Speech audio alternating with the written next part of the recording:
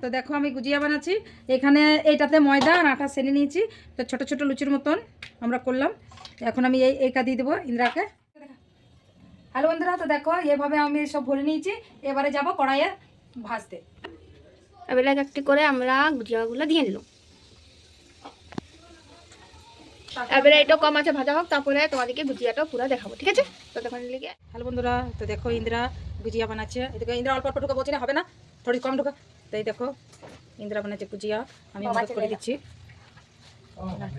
Hello বন্ধু, দেখো এখানে ইন্দ্রা কড়াইয়ে চাপিয়ে দিয়েছে ভাজতে।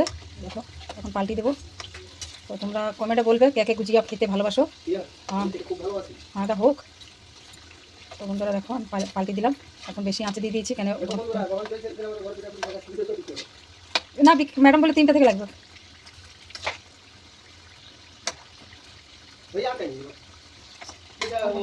পরে ওকে দেখাচ্ছি। এগুলো তো বানাইছি আমি, বানানো ওইগুলো কমপ্লিট হয়ে গেছে। আর বানিয়ে তারপরে দেখাবো।